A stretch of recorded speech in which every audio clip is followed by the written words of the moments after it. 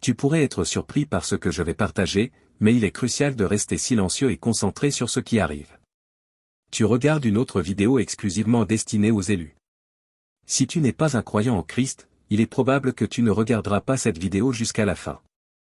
N'hésite pas à l'arrêter, car le message pourrait ne pas résonner ou vibrer avec ton âme ou ton esprit. Cependant, si tu es un véritable croyant en Christ, tu comprendras parfaitement tout ce que je vais expliquer. Je me tiens devant toi comme un messager de la vérité, comme une voix que Dieu a élevée en ce moment pour parler aux élus, toi, oui toi, qui as été mis à part pour un but plus grand, un appel supérieur. Je suis ici pour allumer un feu dans ton âme, un feu si fort qu'il brûlera à travers chaque doute, chaque peur, chaque barrière qui t'a empêché de devenir pleinement ce que tu as été créé pour être. Ce n'est pas juste un autre message, c'est un appel à l'action, un réveil divin. Tu es choisi, tu es marqué par Dieu pour quelque chose de plus grand que ce que tu vis actuellement, et aujourd'hui je ne parle pas seulement à tes oreilles, mais à ton cœur. Je parle à cette partie de toi qui sait qu'il y a plus. Je parle à la mission en toi qui est resté en sommeil trop longtemps. Je parle au guerrier en toi, celui qui attendait la permission de se lever. Aujourd'hui est ce jour. Aujourd'hui, je te libère des chaînes de la complaisance, du mensonge qui dit que ta vie ne compte pas, de la peur qui te pousse à rester petit. Tu es choisi, et tu es sur le point d'entrer pleinement dans ton appel. Mais il y a un chemin à parcourir, et il n'est pas toujours facile. Pourtant, c'est un chemin qui mène à la grandeur, à un impact éternel, à un héritage qui vivra bien au-delà de toi. Alors écoute attentivement, car ce message est pour toi, pour ceux qui sont prêts à se lever et à embrasser leur mission divine. Bienvenue dans les secrets du paradis. Si tu n'es pas encore abonné, abonne-toi, aime la vidéo et active les notifications pour rester à jour avec la parole de Dieu. Élus, ne vous lassez pas de faire le bien. Vos actes de bonté plantent des graines de bénédiction. Je sais que ce n'est pas facile, je sais que le monde peut vous user. Vous donnez, vous aimez, vous servez, et parfois vous avez l'impression que personne ne le voit.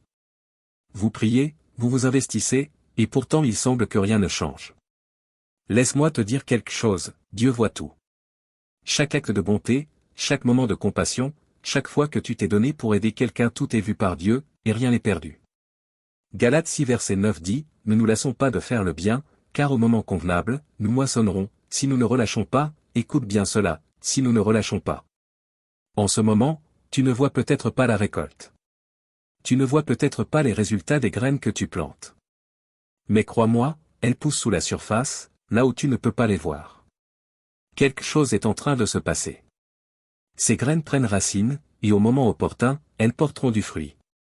Mais tu ne dois pas abandonner. Imagine un fermier qui plante des graines dans le sol. Il ne s'attend pas à récolter le lendemain. Il comprend qu'il y a un processus, une période d'attente, un temps d'arrosage, de soins, de confiance que la croissance se fait, même s'il ne la voit pas. C'est exactement comme tes actes de bonté. Chaque fois que tu fais le bien, tu plantes des graines de bénédiction, de transformation, qui deviendront bien plus grandes que ce que tu peux imaginer. Ne te lasse pas. Ne laisse pas le manque de résultats immédiats te faire douter du pouvoir de ce que tu fais. Dieu est fidèle. Il a promis qu'au moment convenable, tu récolteras une moisson. Et laisse-moi te dire, quand cette moisson viendra, elle va te submerger. Les bénédictions déborderont. L'impact de ta bonté se répandra sur des générations. Tu es en train de construire quelque chose d'éternel. Alors continue. Continue d'aimer. Continue de servir. Les graines que tu plantes aujourd'hui changeront des vies demain. Parlons maintenant de la puissance d'un coup de main. Comment Dieu utilise ta bonté pour transformer des vies. Ne sous-estime jamais le pouvoir d'un simple acte de bonté. Ce qui peut te sembler petit peut être bouleversant pour quelqu'un d'autre. Dans un monde où tant de gens souffrent, sont perdus et brisés, ta gentillesse peut être ce qui les ramène à l'espoir, à la vie.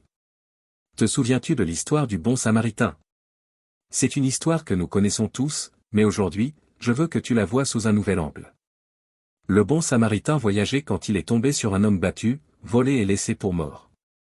D'autres étaient passés avant lui, des chefs religieux, des gens qui disaient connaître Dieu mais ils n'ont rien fait. Ils l'ont vu, et ils ont continué leur chemin. Mais le bon Samaritain s'est arrêté.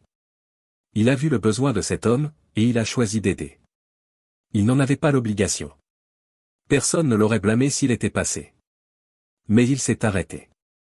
Et à ce moment-là, il a changé une vie. Tes actes de bonté sont comme ça. Tu crois peut-être que ce n'est rien, juste un petit geste. Mais pour la personne qui reçoit cette bonté, cela peut tout changer.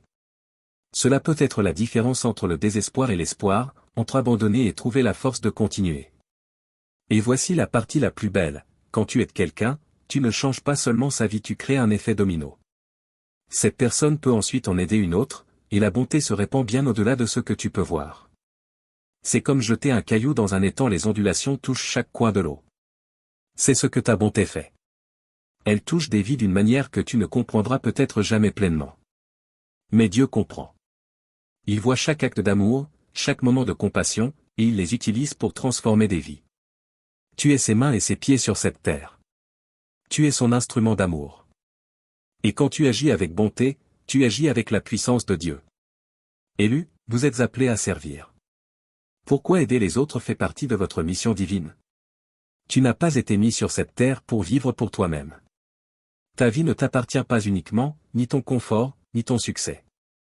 Tu as été choisi par Dieu pour être une lumière dans ce monde, pour apporter son amour et son espérance à ceux qui en ont le plus besoin. Jésus a dit dans Matthieu 25 verset 40, « Tout ce que vous avez fait à l'un de ces plus petits de mes frères, c'est à moi que vous l'avez fait. » Réfléchis à cela. Chaque fois que tu aides quelqu'un, que ce soit en donnant à manger, en offrant une parole d'encouragement, ou simplement en étant là, tu sers Jésus lui-même. C'est une partie de ta mission divine. Ce n'est pas optionnel. Ce n'est pas quelque chose que tu fais seulement quand c'est pratique ou quand tu en as envie. C'est ce que tu es.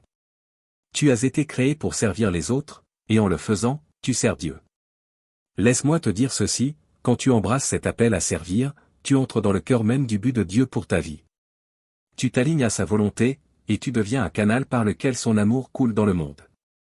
Il n'y a pas de plus grand honneur, de plus grande joie, que de servir les autres au nom de Jésus. Et laisse-moi te dire, il y a une joie dans le service. Il y a un épanouissement profond dans le fait de se donner pour les autres. Le monde te dit de vivre pour toi-même, de veiller sur toi, de poursuivre le succès et la reconnaissance. Mais Jésus t'appelle à un autre chemin. Il t'appelle à servir, à donner, à aimer sans attendre en retour. Et quand tu le fais, tu découvriras une joie que le monde ne peut t'offrir. Tu trouveras un sens à ta vie qui va bien au-delà de tout ce que tu pourrais accomplir par toi-même. Tu es appelé à servir, c'est ta mission divine. Ne te détourne pas de cet appel, entre dedans avec audace, sachant que Dieu est avec toi à chaque pas. Parfois, tu as peut-être l'impression que ce que tu fais n'est pas suffisant. Tu regardes les problèmes du monde, les besoins autour de toi, et tu te dis, quelle différence puis-je faire? Tu peux te sentir petit, insignifiant, comme si tes efforts n'étaient qu'une goutte dans l'océan. Mais laisse-moi te rappeler ceci, Dieu est spécialiste pour prendre de petites choses et en faire des miracles. Souviens-toi de l'histoire des pains et des poissons. Un jeune garçon a apporté à Jésus son petit repas, 5 pains et 2 poissons. Ce n'était pas grand-chose, surtout face à des milliers de personnes à nourrir. Mais que fait Jésus? Il prend ce que le garçon a donné, il le bénit, et il le multiplie. Et avec cette modeste offrande, Jésus a nourri plus de 5000 personnes. C'est ce que Dieu fait, il prend ce que tu as, peu importe à quel point cela te semble petit, et il le multiplie. Tes petits gestes de bonté, tes simples actes d'amour et de compassion peuvent te paraître insignifiants, mais placés entre les mains de Dieu, ils deviennent des miracles. Tu ne verras peut-être jamais tout l'impact de ce que tu fais. Tu ne sauras peut-être jamais combien de vies ont été touchées par ta bonté. Mais crois-moi, Dieu agit en coulisses. Il utilise tes efforts pour accomplir des choses bien au-delà de ce que tu pourrais imaginer. Alors, ne t'arrête pas. Ne cesse pas de faire le bien, de donner, d'aimer, de servir. Tu ne vois peut-être pas les résultats immédiatement, mais Dieu agit. Il travaille dans l'invisible, et tes petits gestes sont les graines à partir desquelles des miracles à la mesure de Dieu vont pousser. Nous vivons dans un monde rempli de ténèbres. Les gens sont perdus, blessés, en quête de quelque chose de vrai, de quelque chose qui donne de l'espoir. Mais voici la vérité, tu es né pour être une lumière dans ces ténèbres. Tu es né pour briller. Dans Matthieu 5 verset 16, Jésus dit: « Que votre lumière luise ainsi devant les hommes, afin qu'ils voient vos bonnes œuvres, et glorifient votre Père qui est dans les cieux. » Quand tu fais le bien, quand tu aides les autres, quand tu montres de l'amour et de la bonté, tu fais briller la lumière du Christ dans un monde qui en a désespérément besoin. Et voici ce qui se passe quand les gens voient tes bonnes actions, ils sont attirés vers Dieu. Tes actions parlent plus fort que tes mots. Les gens n'écoutent pas toujours ce que tu dis, mais ils remarquent toujours comment tu vis. Quand ils te voient t'aimer, servir, donner, ils voient le cœur de Dieu reflété en toi. Tu n'as pas besoin de prêcher un sermon pour amener quelqu'un à Dieu. Parfois, le témoignage le plus puissant est simplement une vie vécue avec amour et bonté. Tes bonnes œuvres sont le reflet de l'amour du Christ, et elles attireront les gens à lui. Tu as été créé pour briller. Tu as été créé pour être un phare d'espoir dans un monde obscur. Ne laisse pas cette lumière s'éteindre. Ne laisse pas les ténèbres autour de toi te faire croire que ta lumière n'a pas d'importance. Elle en a. La lumière vainc toujours les ténèbres. Peu importe à quel point ta lumière te paraît faible, elle a le pouvoir de percer les ténèbres les plus profondes. Alors continue de briller. Continue de faire le bien. Continue d'aimer, de servir, de donner. Et en le faisant, tu rendras gloire à ton Père céleste. Élus, c'est votre temps. C'est votre moment pour vous lever. Vous avez un appel divin sur votre vie, un but qui dépasse tout ce que vous pouvez imaginer. Vous avez été créé pour faire le bien dans ce monde, pour servir les autres, pour être une lumière dans les ténèbres. Ne vous lassez pas. Ne laissez pas les difficultés du monde vous décourager. Dieu est avec vous. Il voit chaque acte de bonté, chaque moment de service, et il les utilise pour bâtir quelque chose d'éternel. Vous faites partie d'une histoire plus grande. Votre vie a de la valeur. Vos actions comptent. Et si vous continuez à marcher dans votre appel, si vous continuez à faire le bien, vous verrez Dieu agir d'une manière que vous n'auriez jamais cru possible. Alors levez-vous, élus. Entrez dans votre destinée. Laissez briller votre lumière. Et n'oubliez jamais, vous faites une différence. C'est votre mission. C'est votre appel. C'est votre moment. Embrassez-le de tout votre cœur et regardez comment Dieu va vous utiliser pour transformer le monde autour de vous. Prions ensemble cette prière de foi, comme une seule famille. Père céleste, Dieu tout-puissant, nous nous tenons devant toi, émerveillés par ta gloire, ta puissance et ta majesté. Tu es le Créateur des cieux et de la terre, celui qui a parlé et l'univers a existé. Tu es le Dieu qui tient les étoiles en place, et pourtant tu es proche de chacun de nous. Nous t'honorons, nous t'exaltons et nous nous prosternons devant ta présence maintenant. Il n'y a personne comme toi, ô Dieu. Père, je te présente chaque âme qui entend ce message aujourd'hui. Ce sont tes élus, marqués de ta main, mis à part pour ton dessein divin. Je te demande, au nom puissant de Jésus, que ton feu descende du ciel maintenant. Allume une flamme dans leur cœur, un feu qu'aucune force ne pourra éteindre. Consume toute peur, tout doute, tout mensonge qui les retient d'entrer pleinement dans leur appel. Brûle toute complaisance, Seigneur. Enlève tout ce qui entrave leur marche avec toi. Que ton esprit les embrasse d'une passion, d'un zèle et d'un but saint. Seigneur, tu as appelé chacun par son nom. Tu les as choisis avant la fondation du monde. Tu as écrit leur destinée dans ton livre. Maintenant, je déclare que toute chaîne qui les retenait est brisée au nom de Jésus. Toute forteresse de peur, d'insécurité et d'inadéquation est renversée par la puissance de ton esprit. Libère-les dans la plénitude de leur appel, ô Dieu. Qu'ils avancent avec audace, sachant qu'ils sont choisis, aimés et désignés pour un temps comme celui-ci. Père, ta parole nous dit dans Galates 6 verset 9. Ne nous laissons pas de faire le bien, car au moment convenable, nous moissonnerons, si nous ne nous relâchons pas. Je prie pour que l'endurance et la force soient déversées sur ton peuple maintenant. Certains ont servi fidèlement pendant des années, et pourtant ils se sentent fatigués, usés, oubliés. Seigneur, souffle une vie nouvelle en eux. Fortifie leurs mains fatiguées, affermis leur cœur. Rappelle-leur que tu vois chaque acte de bonté, chaque prière, chaque sacrifice. Rien n'est passé inaperçu. Tu es un Dieu fidèle, et ta promesse tient toujours, au moment convenable, ils moissonneront. Seigneur, pour ceux qui sont tentés d'abandonner, je prie pour qu'un vent nouveau de ton esprit souffle sur leur vie maintenant. Relève-les. Encourage-les, Père.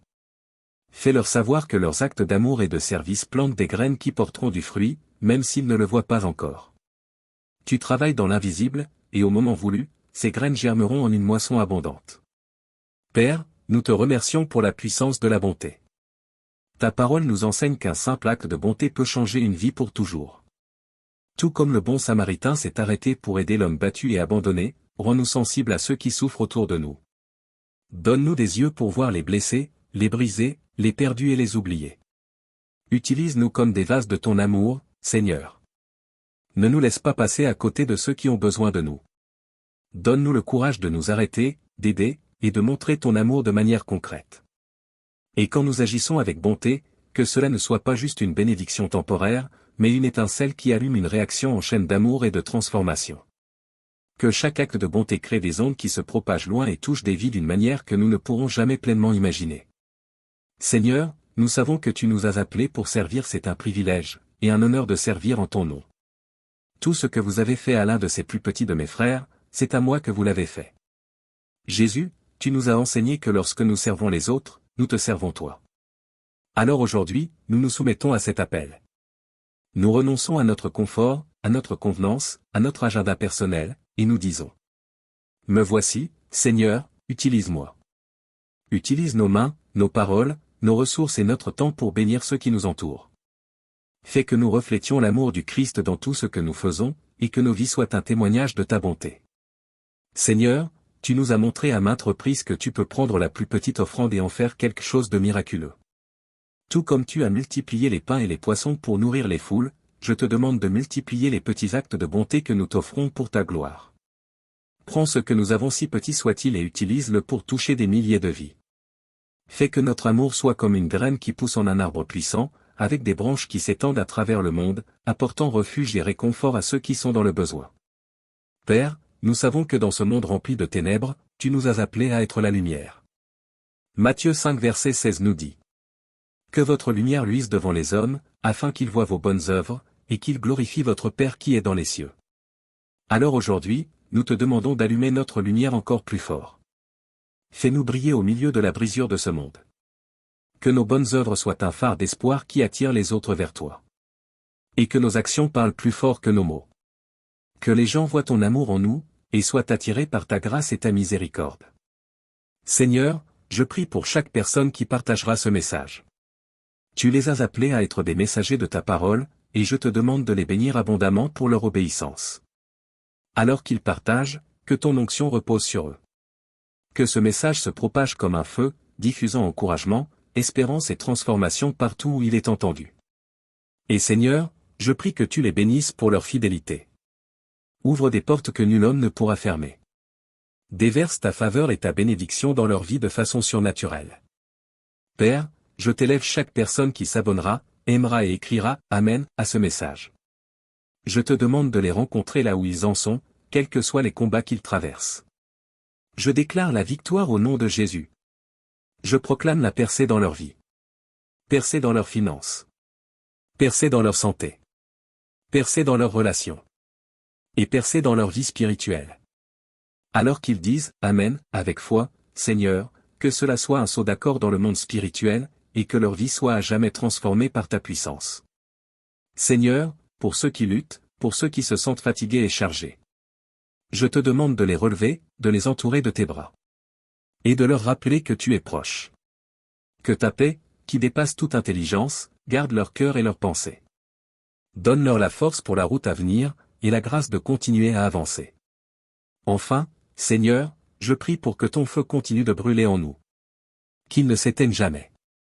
Que notre vie soit un reflet constant de ton amour, de ta puissance et de ta gloire. Et alors que nous continuons à faire le bien, à aimer, à servir et à briller. Que tout ce que nous faisons apporte honneur et louange à ton saint nom. Nous demandons tout cela au nom puissant et incomparable de Jésus-Christ. Notre Seigneur et Sauveur. Et tout le peuple de Dieu dit. Amen, Amen et Amen.